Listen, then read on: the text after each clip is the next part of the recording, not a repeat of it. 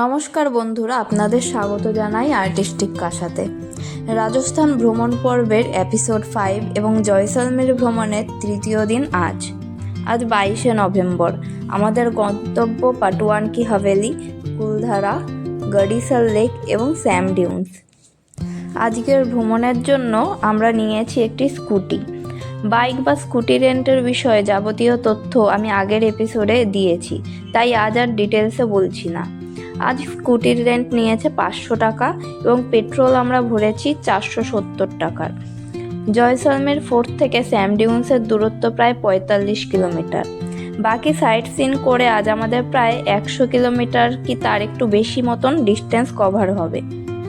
এবং রাতে আমরা স্যাম ডিউন্সে রাত্রি যাপন করব না, তাই রাতে স্কুটি আমরা ফেরত দিয়ে দেব। প্রথমেই আমরা এসেছি পাটওয়ান কি হাভেলি দেখতে। এর টিকিট মূল্য 200 টাকা প্রতি জনার। এখানেও গাইডের ব্যবস্থা রয়েছে এবং তার চার্জ আলাদা। সকাল 9টা থেকে সন্ধ্যে 6:30 পর্যন্ত এই হাভেলি ভিজিট করা যায়। 5টি হাভেলির একটি গুচ্ছ এই পাটওয়ান হাভেলি। এটি জয়সলমেরের প্রথম এবং সবচেয়ে বড় হাভেলি।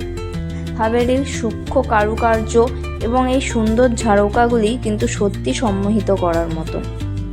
হাভেলির ভেতরেও রয়েছে পুরাতন সময়ের ব্যবহৃত বিভিন্ন আসবাব।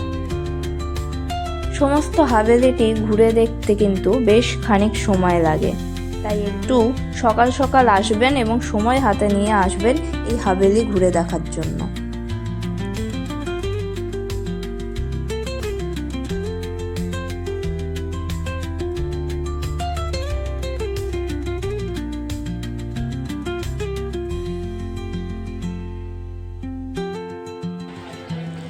এরপর আমরা এলাম গডিসল লেকে। এটি একটি কৃত্রিম হ্রদ, যা একসময় জয়সলমের শহরের জলের প্রধান উৎস ছিল। এই লেক কিন্তু বোটিংয়ের জন্যই বেশি পরিচিত। সানসেটের সময় গডিসল লেকে বোটিং করতে পারেন আপনারা।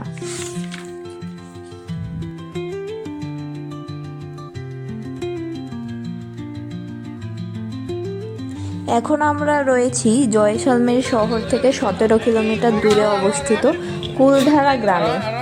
এই গ্রাম ভুতিয়া গাঁও নামেও পরিচিত। এক সময় সমৃদ্ধ গ্রাম আজ ধ্বংসাবশেষ রূপে পরিত্যক্ত। সকাল 8টা থেকে বিকেল 5টা পর্যন্ত এই গ্রামটি ভিজিট করতে পারেন। টিকিট মূল্য 10 টাকা প্রতিজন এবং যানবাহন মূল্য 50 টাকা। স্কুটি, 4 চাকা বা বাইক যে কোনো যানবাহনের জন্যই 50 টাকার টিকিট। আসুন এবার জানাই এই কুলধারা গ্রামের রহস্য।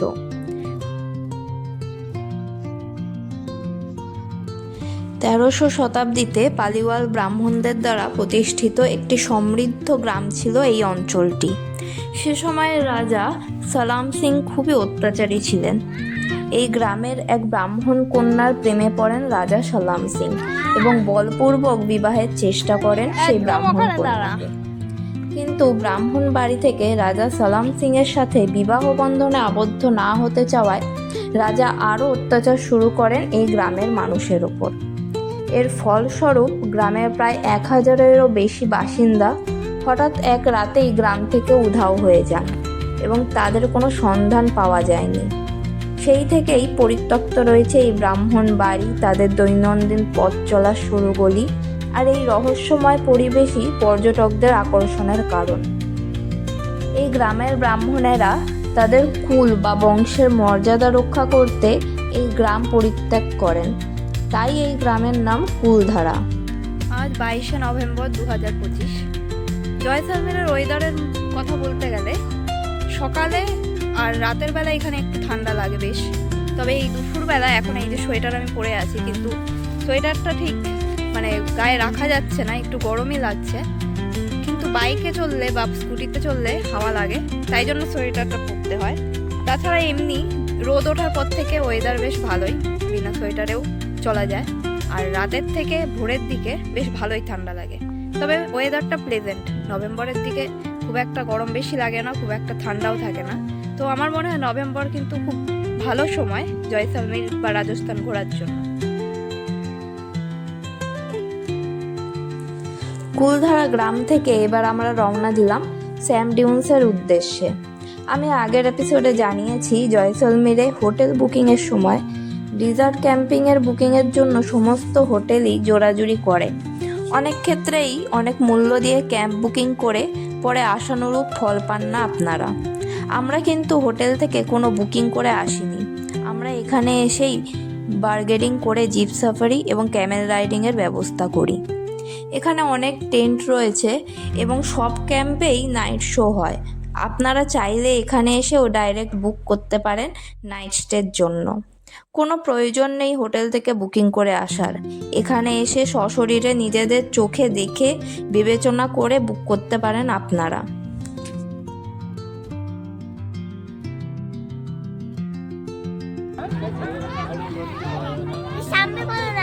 আচ্ছা, শোনা যাবে না, তাহলে বলো।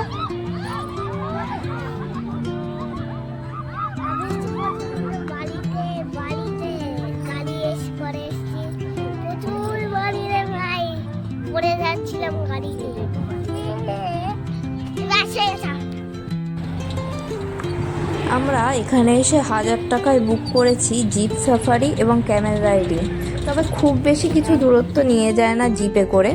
বুকিংয়ের সময় বলবে 10-20 কিলোমিটার যাবে, তবে সত্যি তা নয়। জিপে করে হার্ডলি যাওয়া আসা মিলিয়ে 8 থেকে 10 কিলোমিটার হবে। আর ক্যামেল তো 1 কিলোমিটারও আমাদের ঘোরায়নি। তবে যারা হোটেল থেকে বুক করে এসেছেন ক্যাম্পিংয়ের জন্য বা জিপ সাফারির জন্য, তারাও কিন্তু এই একই জায়গা অবধি এসছেন। তাই জন্য বলছি, যারা বুকিং করে আসবেন এখানে, তারা মিথ্যে প্রতিশ্রুতি থেকে বিরত থাকুন আর নিজেরা বিবেচনা করে ক্যাম্প বুক করুন।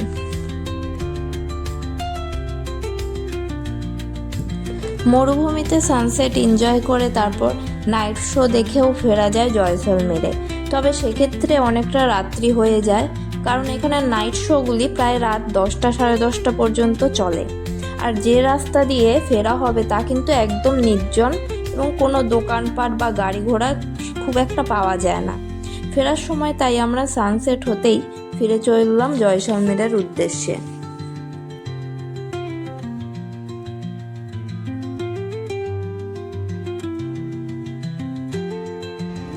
জয়সলমীর এসে লাল মাছ তো একদিন খেতেই হয়।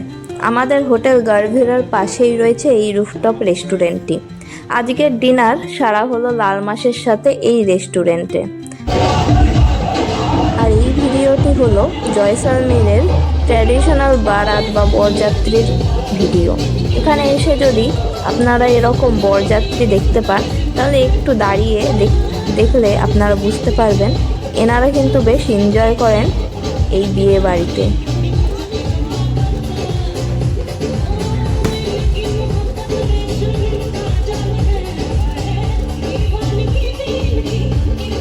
আগামী দিন আমাদের জয়সলমীর ভ্রমণের শেষ দিন হতে চলেছে। দেখা হবে পরের ভিডিওতে। Till then, good bye.